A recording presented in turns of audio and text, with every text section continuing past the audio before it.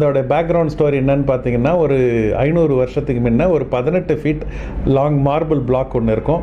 அதை வந்து மியூசியம் அஃபீஷியல்ஸ்லாம் எல்லா சிற்பிகள்கிட்டையும் காமிச்சு, இதை வச்சு உன்னால் ஏதாவது செய்ய முடியுமா, ஏதாவது செய்ய முடியுமா அப்படின்னு கேட்பாங்க. அப்போ அந்த காலத்தில் வந்து லியோனார்டோ டா வின்சி தான் மிகப்பெரிய சிற்பி.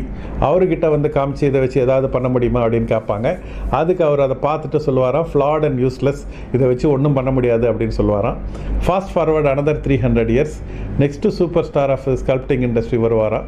அவர் பேர் மைக்கேல் ஆஞ்சலோ. அவர்கிட்ட காமிச்சு இதை வச்சு ஏதாவது செய்ய முடியுமான்னு கேட்பாங்களாம். நான் பண்ணுறேன்னு சொல்லி அவர் வேலையை எடுத்து அவர் சுற்றியும் உளியும் வச்சு அடிக்க ஆரம்பிப்பார். அப்போ ஒரு பையன் அவர்கிட்ட வந்துட்டு போய் கேட்பானா, என்ன பண்ணிகிட்ருக்கிற நீ, சுற்றியும் உளியை வச்சு அந்த கல்லை அடிச்சுட்டு இருக்கிறீ, என்ன பண்ணுற அப்படின்னு கேட்பாப்லையா. அப்போ மைக்கேல் ஆஞ்சலோ சொல்லுவாராம், இதுக்குள்ளே ஒரு தேவதை இருக்குது, அந்த தேவதையை நான் வெளிக்கொண்டு வரத்துக்கு ஒர்க் பண்ணிகிட்ருக்கிறேன் அப்படின்னு வரான். நம்ம ஒருத்தவங்களுக்குள்ளேயும் ஒரு தேவதை இருக்குது. நம்ம லைஃப் ஜேர்னி அந்த தேவதையை வெளியே கொண்டு வரது தான். அதை வந்து என்னைக்கு